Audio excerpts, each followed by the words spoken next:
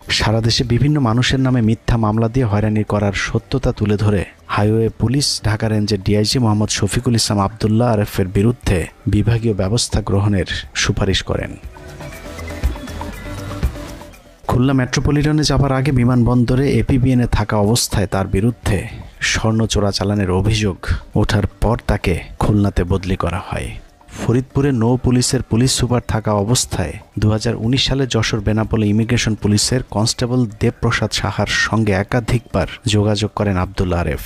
রাষ্ট্রদ্রোহের মামলায় সাময়িক বরখাস্ত হয়ে বর্তমানে কারাগারে আছেন দেবপ্রসাদ সাহা। 2017 সালের 27 জুন এবং 2019 সালের 14 মার্চ দুবার সরকারি আদেশ ছাড়া বেনাপোল ইমিগ্রেশনের মাধ্যমে ভারতে প্রবেশ করেন আরেফ। রয়ের এজেন্ট হিসেবে পরিচিত দেবপ্রসাদ সাহাকে ভারতীয় নাগরিক এবং রয়ের আরেক এজেন্ট পিন্টুর সঙ্গে মধ্যস্থতা করিয়ে দেওয়ার অভিযোগ ওঠে আবদুল্লাহ আরেফের বিরুদ্ধে। তাদের সাথে মিলে বাংলাদেশ সেনাবাহিনীর গুরুত্বপূর্ণ তথ্য ভারতে পাচার করার অভিযোগ উঠেছিল তার বিরুদ্ধে, যার পরবর্তীতে আটক হওয়া কনস্টেবল দেবপ্রসাদের বক্তব্যে প্রমাণিত হয়। এছাড়া কর্তৃপক্ষের নেই যে যারা বিএনপি পন্থী জামাতপন্থী তাদের নামে মনে করেন যে মামলা করে তারা ভয়তে গ্রামে আসতে পারে নাই। না আস্তাগফিরুল্লাহ আরিফ ভাই, আমি জীবনে করিনি, আপনারাই মারতে যাবো কেন আরিফ ভাই? আওয়ামী লীগের সময় বৈষম্যের শিকার হয়েছে, সেই শিকার এসে ওই পার্টটা পায়ে যাইতে যাচ্ছে, কিন্তু মূলত ছিল আওয়ামী লীগ করে এবং মুক্তিযোদ্ধা প্রজন্ম লীগের সভাপতি এবং তার ডকুমেন্ট সবকিছুই আছে। শোনেন, ওই যে আমার ঘাড়ে কিছু ইবলিশ শয়তান মাঝে মধ্যে ভর করে, বুঝতে পারছেন? এই সব আমার কথা আছে, এটা আমি বুঝতে পারছি। আরেফের মতো এই যে দুষ্কৃত হাসিনা সরকার আমলে একজন এসপি ছিলেন যিনি ভূমিদস্যু ছিলেন, জোর করে মানুষের জমি, জোর করে মানুষের অবৈধ সম্পত্তিভাবে তিনি সবকিছু লুট করেছেন। লুট করে এখন তিনি আবার বিএনপি জামাত হওয়ার চেষ্টা করছেন। তিনি বলতেছেন আওয়ামী লীগের আমলে তিনি চাকরি হারিয়েছেন, কিন্তু তিনি এই ব্যক্তি আবার সাংবাদিক ইলিয়াসের ভাইকে ফোন করে দিয়েছেন হুমকি। দর্শক, সাংবাদিক ইলিয়াস অবশেষে তার কুকর্ম এবং হাসিনা আমলে কেন তিনি চাকরি হারিয়েছেন আর এখন কেন তিনি বিএনপি জামাত হওয়ার চেষ্টা করছেন, তারা সম্পূর্ণ অনুসন্ধানী এই প্রতিবেদনটি দেখলে বুঝতে পারবেন যে এটা কত ভয়ঙ্কর ধরনের একজন অপরাধী এসপি আরেফ। তোমার রয়ের সাথে তুমি একেবারে স্পেসিফিক অভিযোগ রয়েছে।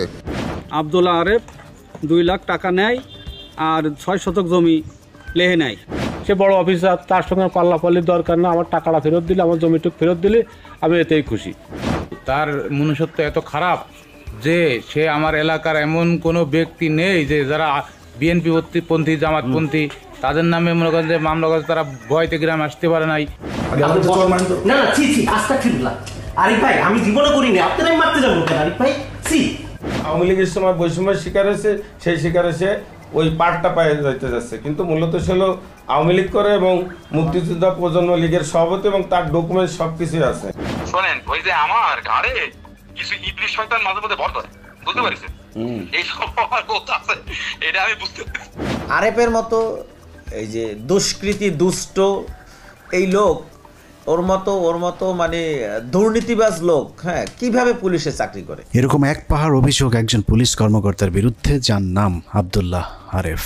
আবদুল্লাহ আরেফ লোকটা তেমন সুবিধা না, এই কারণে এসে নিজেকে অনেক কিছু মনে করে। পুলিশের পোশাক পরা এই কর্মকর্তার নামে আইনের লোক হলেও কাজে সারা জীবন চলেছেন বেআইনি পথে। ঘুষ, দুর্নীতি, জমি দখল, মিথ্যা মামলায় মানুষকে হয়রানি, মাদক আর স্বর্ণ চোরা কারবার সহ অপরাধ জগতের সব অলিগলি তার পরিচিত। আবদুল্লাহ আরেফকে নিয়ে আমাদের অনুসন্ধান শুরু করেছিলাম, কিন্তু তার শেষ করতে পারিনি, কারণ আবদুল্লাহ আরেফের বিরুদ্ধে অনুসন্ধানে নেমে কেঁচো খুঁড়তে বেরিয়ে এসেছে বিশাল বড় সাপ। অপরাধের বিশাল এই সাম্রাজ্যে আবদুল্লাহ আরেফ এক মুকুটহীন সম্রাট। তার সেই অপরাধের বিশাল সাম্রাজ্যের একটি অংশ নিয়ে আমাদের আজকের অনুসন্ধানের প্রথম পর্ব। আবদুল্লাহ আরেফকে নিয়ে অনুসন্ধান শুরুর আগে তার স্বভাব চরিত্রের একটু বর্ণনা দেওয়া যাক। এসপি আবদুল্লাহ আরেফ তার প্রয়োজনে মানুষের পা চেপে ধরে বসে থাকতে পারেন, আবার প্রয়োজন শেষে ওই একই মানুষের গলা চেপে ধরতেও সময় লাগে না তার। যে কোনো মানুষকে পটানোর কৌশলে পারদর্শী আবদুল্লাহ আরেফ পুলিশের ক্ষমতা দেখিয়ে এক ব্যবসায়ীর বউকে তুলে দিয়ে এসেছিলেন সালমান এফ রহমানের হাতে। আবার সালমান এফ রহমান জেলে যাবার পর সেই ব্যবসায়ীর পায়ের জুতা খুলে নিজের গালে নিজেই চাপকেছেন। কেমন আছেন?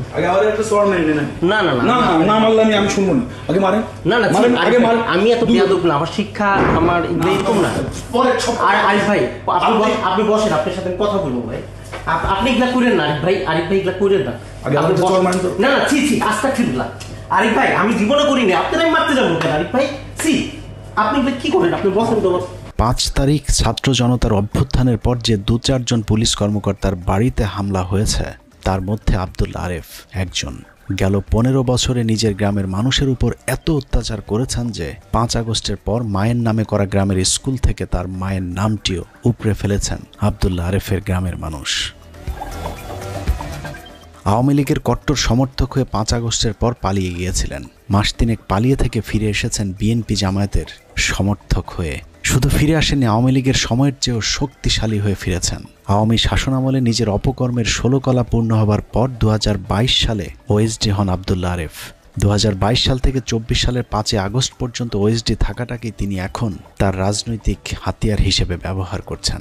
আমাকে দীর্ঘদিন ধরে হাসিনা সরকার আমাকে ওএসডি করে রেখেছে এবং আমাকে চাকরিচ্যুত করার পায়তারা করেছে, এবং হারুন এবং এই টাইপের কিছু পুলিশ, ক্রিমিনাল পুলিশ দিয়ে সে এই পুলিশ বাহিনীর নষ্ট করে ফেলেছে। এই হাতিয়ার ব্যবহার করে চাকরি ফিরে পেয়েছেন।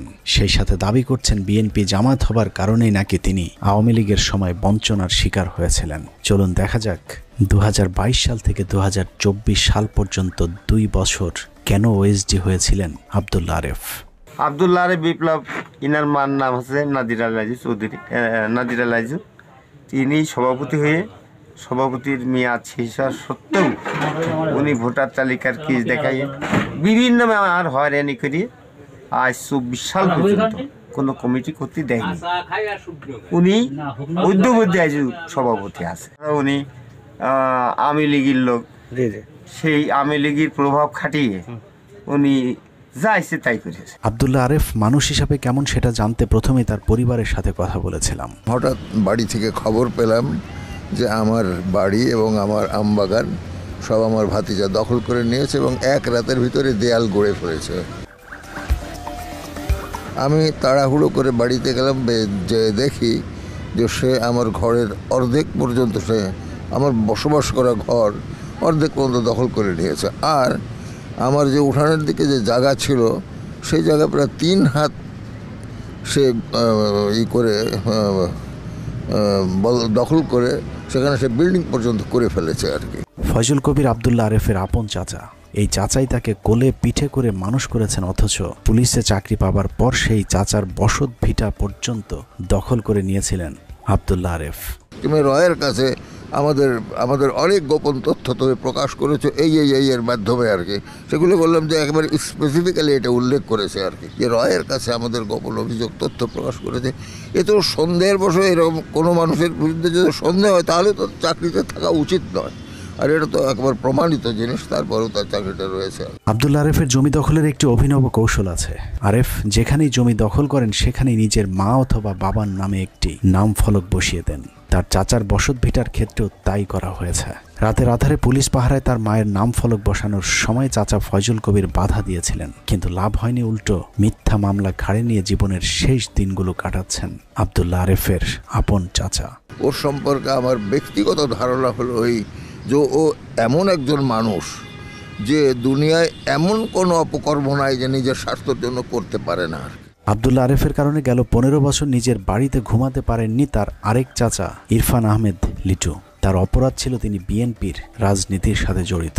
আব্দুল্লাহ আরেফ এসপি, সে 20 BCS চাকরি হওয়ার পরেই সে প্রথম থেকেই সে অনৈতিক কর্মকাণ্ডে লিপ্ত হয়ে যায় এবং এলাকার কিছু মাদক ব্যবসায়ী এবং কিছু ক্রিমিনাল লোক, তাদের মাধ্যমে সে অবৈধ নিয়োগ বাণিজ্য এবং মাদক ব্যবসার সাথে জড়িত হয়ে যায়।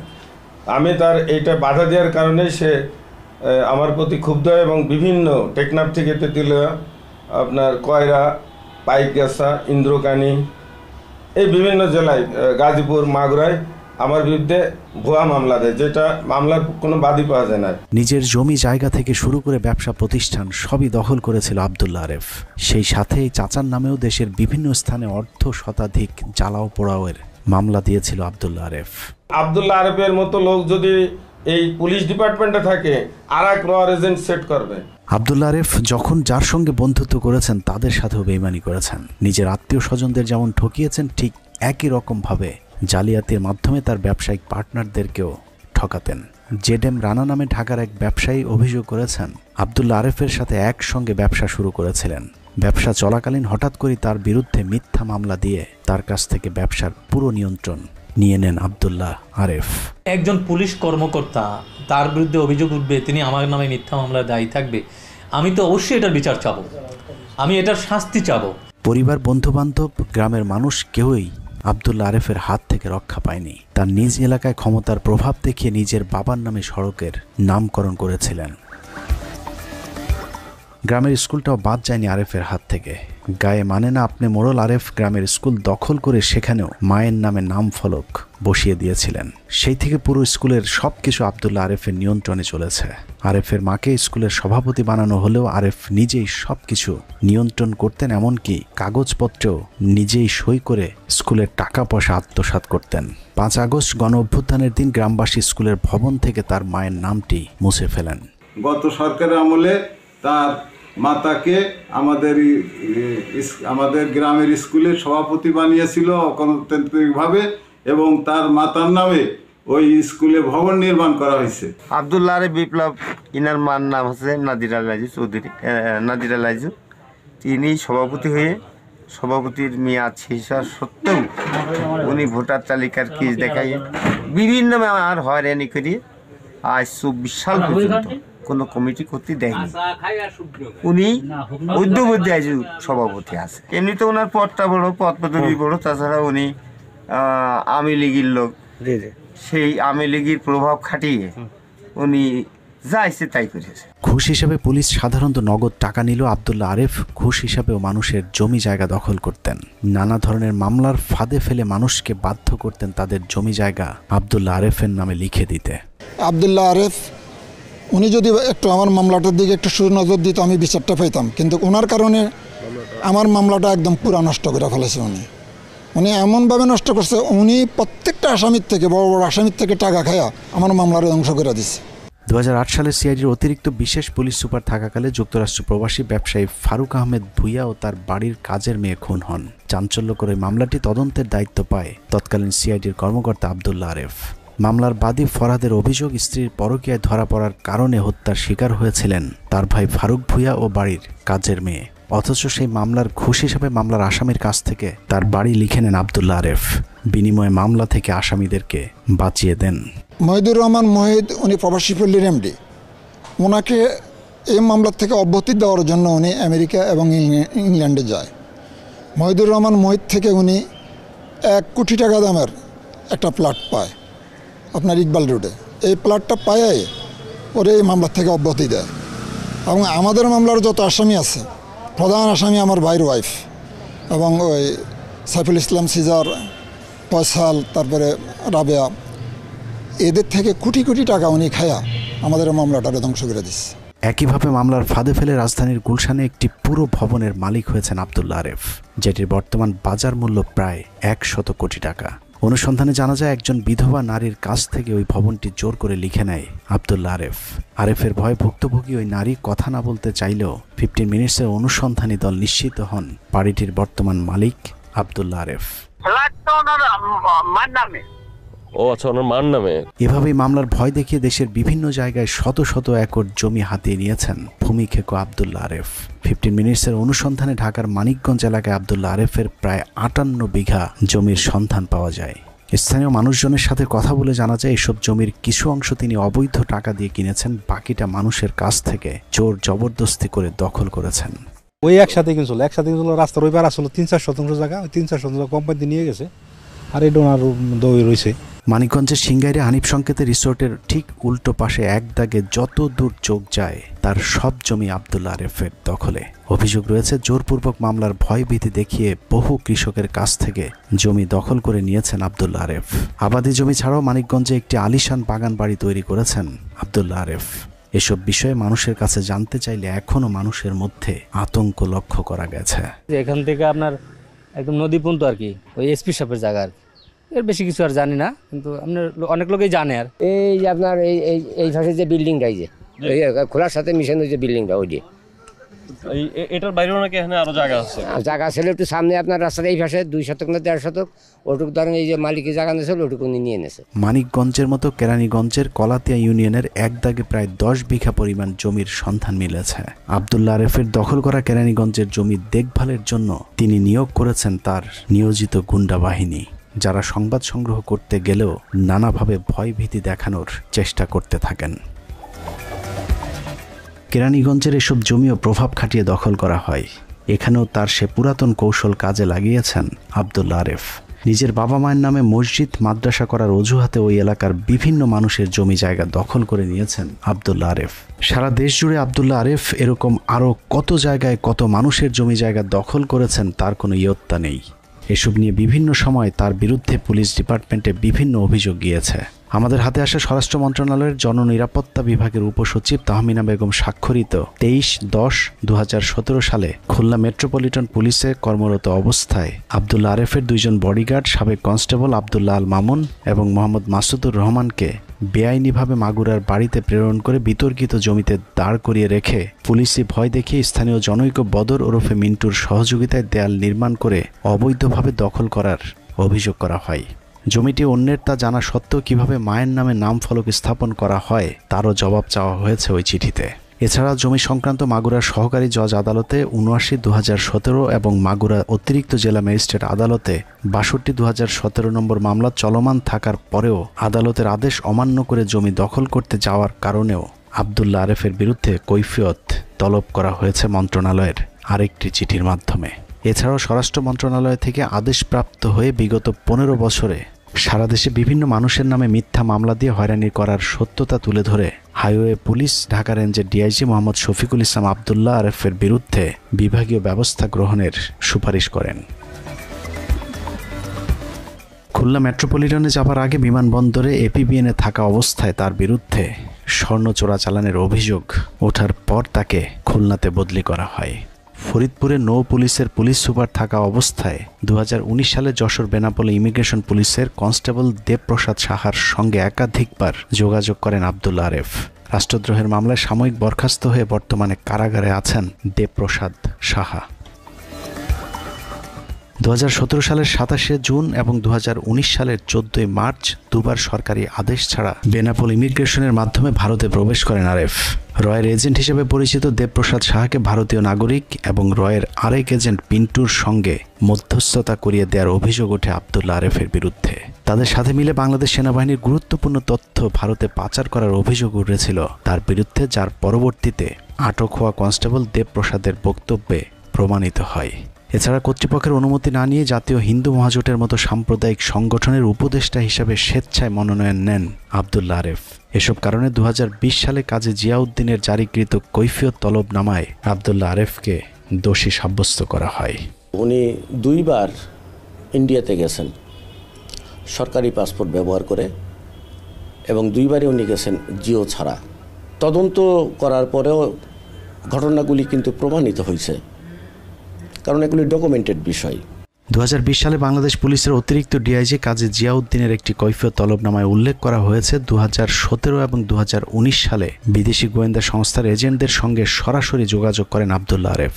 সরকারি কর্মকর্তা হিসেবে দেশের বাইরে যেতে রাষ্ট্রের অনুমতি বা জিও লেটার নেওয়া বাধ্যতামূলক হলেও ভারতে বারবার যাওয়া আসা করলেও তিনি সরকারের কোনো অনুমতি নেননি, যা সরকারি চাকরির বিধিমালার সরাসরি পরিপন্থী। এসব অভিযোগের তদন্ত শুরু হলে আব্দুল্লাহ আরেফ চাকরি হারানোর আশঙ্কায় আরও বেশি বেপরোয়া হয়ে ওঠেন। মাগুরায় সদর উপজেলার হাজিপুর ইউনিয়নের ফুলবাড়িতে 2017 সালে মিন্টু ওরফে বদন নামের এক মাদক ব্যবসায়ীকে কেয়ারটেকার হিসাবে রেখে এলাকায় আব্দুল্লাহ আরেফের নিজের বাড়িতেই গড়ে তোলেন মাদকের সাম্রাজ্য। এলাকায় সবাই বিষয়টি জানলেও তার বিরুদ্ধে কথা বলার সাহস পায়নি কেউ, কারণ আব্দুল্লাহ আরেফ নিজেকে শেখ হেলাল এবং শেখ তন্ময়ের ব্যবসায়িক পার্টনার হিসেবে এলাকায় পরিচয় দিতেন। এছাড়া মাগুরার আওয়ামী লীগের সাবেক এমপি সাইফুজ্জামান শেখরের সঙ্গে সম্পর্ককেও মাদক ব্যবসার কাজে লাগাতেন আব্দুল্লাহ আরেফ। আব্দুল্লাহ আরেফের বিরুদ্ধে বিভাগীয় এসব মামলার বিষয়টি গোপন রেখে এলাকায় নিজেকে ডিআইজি পরিচয় দিতেন। সেই পরিচয়ে মানুষকে চাকরি দেওয়ার কথা বলে হাতিয়ে নিয়েছেন কয়েক কোটি টাকা, যদিও তাকে টাকা দিয়ে এখন পর্যন্ত পুলিশে কেউ চাকরি পায়নি। এই অবস্থা যখন হয়ে যায় তখন আমি এই এখন আর যেহেতু সে বড় অফিসার তার সঙ্গে তো পাল্লা ফলে আমি দিতে পারিনি, কোনো কিছু করতে পারতেছি না। আমি অসহায় অবস্থায়, এখন আমার ছেলে রাজমিস্ত্রির কাজ করে, আমি খুব অসহায় হয়ে গেছি। আমি কাজ করে খাই, এখন আমার ছেলে জামাই 9-10টা পেট, আমি কীভাবে কি চালাবো স্যার? এখন আমি চাই সে বড় অফিসার, তার সঙ্গে পাল্লাপাল্লির দরকার না, আমার টাকাটা ফেরত দিলে, আমার জমিটুক ফেরত দিলে আমি এতেই খুশি। আরেফের লোক এরা, আর এরা হচ্ছে মাদক ব্যবসা করতে। এরা আব্দুল্লাহ আরেফকে টাকা দিয়েও চাকরি না পাওয়া মানুষের সংখ্যা প্রায় 100 চাকরি না পেয়ে প্রতারিত হবার পর ভুক্তভোগী এসব মানুষ আব্দুল্লাহ আরেফের কাছে টাকা ফেরত চাইতে আসলে তাদের বিরুদ্ধেও মামলা দিয়ে হয়রানি করেছেন আব্দুল্লাহ আরেফ। আব্দুল্লাহ আরেফ সাহেব বললেন যে স্বামী তুমি এক্সট্রা না দিলা, তাই যাই হোক আমি তোমার ছেলের একটা চাকরির ব্যবস্থা করে দেবো। নিয়োগ পত্র যখন দেখাইলো তখন বললাম যে ঠিক আছে স্যার, কয় যে আর একটা ছেলে লাগবে, তোমার কি আছে নাকি? তখন আমি বললাম যে আমার সুমন্দি ছেলেও আছে। যখন উনি নিয়োগপত্র দিয়েছেন তখন আমি দেখলাম যে এটা ভুয়া। তখন আমি বললাম যে স্যার আপনি আমার টাকাগুলো ব্যাক করেন। তখন আজ দেবো কাল দেবো বইলা সে আমাকে গড়িমসি করতেছে। 2014 সালে আমার জামার চাকরি আব্দুল্লাহ আরেফ দেয়ার বলে সে আমার ফেরতও দিই নেই, আর এই টাকা চাতে গেলে আমার বাড়িগত ভাঙচুর করে দেয়। মামলাবাজিতে তিনি এতটাই বেপরোয়া হয়ে উঠেছিলেন যে মৃত মানুষের নামেও মামলা দিয়ে তাদের পরিবারকে হয়রানি করেছেন। সে এমন একজন ব্যক্তি, এমন একজন নিকৃষ্ট ব্যক্তি, সে আমার বাবা মারা যাওয়ার মনে করেন যে 2-3 দিন পরেও সে আমার বাবার নামে মনে করেন যে 2-3টা মামলা দিয়ে আসামি করে মামলা করছে তার নামে। খুদ আওয়ামী লীগের লোক, সে খুব ক্ষমতা দেখাইছে, লোকের চাকরি বরাদ দেওয়া বলে মেলা টাকা পয়সা আনছে। আর এখানে সে মারামারি উড়ি ছাড়া সে মানে কোনোটাই থাকে না, সে হচ্ছে থিড়ে কোনো ভয় থাকে না। এলাকার মানুষকে মামলা দিয়ে হয়রানি করার পাশাপাশি মামলার ভয় দেখিয়ে নিজের সম্মানও বাগানোর চেষ্টা করেছেন। মাগুরা স্থানীয় জামে মসজিদের ইমাম বাবুল আক্তারের সাথে কথা বলে জানা যায় আব্দুল্লাহ আরেফকে স্যার বলে সম্বোধন না করলেও মামলার ভয় দেখাতেন তিনি। এমনকি আব্দুল্লাহ আরেফ গ্রামের বাড়িতে থাকাকালীন সময়ে মসজিদের ইমাম তার সাথে সাথে না থাকলে তাকে মামলার ভয় দেখাতেন। যখন আব্দুল্লাহ আরেফ এসপি বাড়িতে আসতেন, উনি সার্বক্ষণিক সময় আমাকে ওনার সঙ্গে সঙ্গ দিতে বলতেন। তখন আমি চিন্তা করতাম যে ওনার সঙ্গে সঙ্গ দেবো কী করে, কারণ গ্রামের মানুষ ওনাকে ভালোবাসে না, বিভিন্ন জায়গায় বিভিন্ন ওনার নিয়ে সমালোচনা হয়, এই জন্যে আমি ওনার থেকে দূরে থাকতাম। হ্যাঁ, উনি মনে করতো যে ইমাম সাহেব আমার সাথে থাকলে আমার ভাবমূর্তিটা বাড়বে এবং ভালো মানুষ বলে আমি পরিচিত হব। তিনি যেখানে চাকরি করেছেন সেখানেই প্রতারণার ছাপ রেখে এসেছেন। আশপাশের চায়ের দোকান থেকে শুরু করে ফটোকপির ব্যবসায়ী পর্যন্ত অভিযোগ করেছেন 2-4 টাকার কাগজপত্র ফটোকপি করেও আব্দুল্লাহ আরেফ কখনোই বিল পরিশোধ করেছেন এমনটি হয়নি। কিন্তু প্রায় সময় খুচরা কাছে যা কাজ করায় পাওয়া যায় না সচরাচর, বাংতিনে পরে দিচ্ছে এই বইলে মনে করেন তারা দেখায় চলে যায়। এসব অভিযোগের পর 2022 সালে বাংলাদেশ পুলিশ থেকে আব্দুল্লাহ আরেফকে ওএসডি করা হয়। 2022 সাল থেকে 24 সালের 5 আগস্ট পর্যন্ত এসব অপকর্মের দায়ে ওএসডি হয়েছিলেন পুলিশের এই দুর্নীতিবাজ কর্মকর্তা। কিন্তু রহস্যজনক কারণে 5 তারিখের পর তাকে আবারও ডিএমপির অ্যান্টি টেরোরিজমের মতো গুরুত্বপূর্ণ শাখায় বসানো হয়েছে। আব্দুল্লাহ আরেফ প্রভাবশালী এক ব্যক্তির তদবিরে চাকরি ফিরে পেয়েছেন বলে আমাদের কাছে তথ্য রয়েছে। প্রভাবশালী ব্যক্তির কাছে নিজেকে আওয়ামী লীগ সরকারের সময় নির্যাতিত কর্মকর্তা হিসেবে নিজেকে পরিচয় করিয়েছেন আব্দুল্লাহ আরেফ। কিন্তু চলুন দেখা যাক আব্দুল্লাহ আরেফ আসলে আওয়ামী লীগ সরকারের সময় কতটা বৈষম্যের শিকার হয়েছিলেন। 1990 সালে আমি শিবির করতাম, আমাদের এগুলো সব জায়গায় আছে। নিজেকে এখন শিবির নেতা হিসেবে পরিচয় দিলেও আব্দুল্লাহ আরেফের কর্মজীবন শুরু হয়েছিল ছাত্রলীগ পরিচয় দিয়েই। আব্দুল্লাহ আরেফের কর্মজীবন শুরু হয় বিমান বাহিনীতে চাকরির মধ্য দিয়ে। এয়ারফোর্সে কমিশনার হিসেবে কর্মরত থাকা অবস্থায় চাঁদাবাজির দায়ে চাকরি থেকে বহিষ্কার করা হয় তাকে। এরপর 1996 সালে আওয়ামী লীগ ক্ষমতায় আসার পর মুজিবকে নিয়ে পিতার কবরের চিহ্ন নেই শিরোনামে চটি বই লিখে ছাত্রলীগ কোটায় পুলিশে চাকরি নেন আব্দুল্লাহ আরেফ। পুলিশে চাকরি নেওয়ার সময় বিমান বাহিনীতে তার বহিষ্কারের বিষয়টি গোপন রাখেন, যা আইনত দণ্ডনীয় অপরাধ। বাকপটু প্রকৃতির এই কর্মকর্তা শেখ হাসিনাকে মা ডেকে পায়ে সালাম করে অল্প কদিনেই শেখ হাসিনার আস্থাভাজন হয়ে উঠেছিলেন। তারপর থেকেই শুরু হয় আব্দুল্লাহ আরেফের অন্ধকার জীবনের সূচনা। ভূমি দখল, স্বর্ণ চোরাচালান, মাদক কারবারি সহ বহু অপরাধে জড়িয়েছেন আব্দুল্লাহ আরেফ। যখন যেখানে পোস্টিং দেওয়া হয়েছে সেখানেই চাঁদাবাজি আর দখলবাজের সাথে নিজেকে জড়িয়েছেন। নিজেকে আওয়ামী লীগের সময় বঞ্চিত দাবি করলেও হাসিনা সরকারের সময়েও আব্দুল্লাহ আরেফ চাকরি করেছেন শেখ পরিবারের আস্থাভাজন হিসেবে। আব্দুল্লাহ আরেফের পোল্টিবাজির রেকর্ড অনেক পুরাতন। তার বাবা আমিরুল ইসলাম ফরহাদের প্রথম মৃত্যুবার্ষিকী উপলক্ষে 2000 সালে একটি স্মরণ সভার আয়োজন করে আব্দুল্লাহ আরেফ। ওই অনুষ্ঠানে আলোচকের তালিকায় থাকা আব্দুল্লাহ আরেফের নামের পাশে কেন্দ্রীয় সভাপতি, মুক্তিযোদ্ধা প্রজন্ম পরিষদ, জাতীয় কার্যকরী কমিটির সদস্য, বঙ্গবন্ধু যুব পরিষদ ও শহীদ ফরহাদের সুযোগ্য পুত্র হিসেবে আব্দুল্লাহ আরেফের পরিচিতি উল্লেখ করা আছে। 2010 সালে মুজিব পুত্র শেখ রাসেলকে নিয়ে আরেকটি বই লিখে শেখ পরিবারের সদস্যদের সঙ্গে সখ্যতা গড়ে তোলেন আব্দুল্লাহ আরেফ। সেই সূত্রে শেখ হেলাল এবং শেখ তন্ময়ের সঙ্গেও সম্পর্ক গড়ে ওঠে আব্দুল্লাহ আরেফের। শেখ হেলাল, শেখ তন্ময়, নিক্সন চৌধুরীদের কাছে নারী সাপ্লায়ার হিসেবেও পরিচিতি ছিল আব্দুল্লাহ আরেফের। সালমান এফ রহমান একজন টেলিভিশন উপস্থাপিকাকে দেখে পছন্দ করেছিলেন। নারী সাপ্লায়ার হিসেবে পরিচিতি থাকায় ওই সংবাদ উপস্থাপিকাকে সালমান এফ রহমানের খাটে পাঠানোর দায়িত্ব পড়ে আব্দুল্লাহ আরেফের ওপর। কিন্তু সমস্যা বাধে ওই নারী উপস্থাপিকা ছিল একজন ব্যবসায়ীর বিবাহিত স্ত্রী। সেই কঠিন সমস্যাও সমাধান করে দিয়েছিলেন আব্দুল্লাহ আরেফ।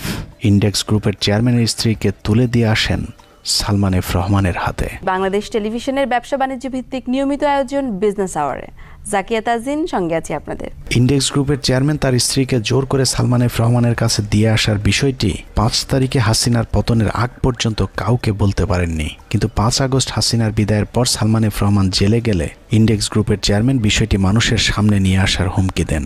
আর তাতে আব্দুল্লাহ আরেফ দৌড়ে ছুটে যান ইন্ডেক্স গ্রুপের চেয়ারম্যানের কাছে। ইন্ডেক্স গ্রুপের চেয়ারম্যানের করা ফোন রেকর্ডটিতে শোনা যায় আব্দুল্লাহ আরেফ নিজের কৃতকর্মের জন্য ওই ব্যবসায়ীর জুতা দিয়ে নিজের গালে পেটানোর জন্য বারবার অনুরোধ জানাচ্ছিলেন। আপনি বসেন, আপনার জন্য আমি কত কাজ কি করছি জানেন? আপনি বসেন, আপনি আমার ভুল বুঝলেন। আচ্ছা ভুল বুঝি নাই, আপনার সাথে আমার কালকে কথা হইছে, আপনি কানছেন ভাই, আপনি হজের কথা বলছেন। আমি হজ করেছি, বসেন। আমি আপনার জন্য ওই শালাকে আমি চিন্তা না, আমি সমস্ত ঘটনা বলছি। 2022 সাল থেকে 2024 সাল 2 বছর ওএসডি থাকাকালীনও তার অপরাধ কমেনি। কিছু চাঁদাবাজ ইউটিউবার এবং ডিবি প্রধান হারুনের সঙ্গে আব্দুল্লাহ আরেফ গড়ে তোলেন ভয়ঙ্কর এক চাঁদাবাজির চক্র। সেই চক্রের খপ্পরে পড়া একজন শেখ নিয়ামুল করিম রাসেল, যার কাছে আমরা জানতে পারি ভয়ঙ্কর সেই চক্র কিভাবে মানুষকে সর্বশান্ত করত।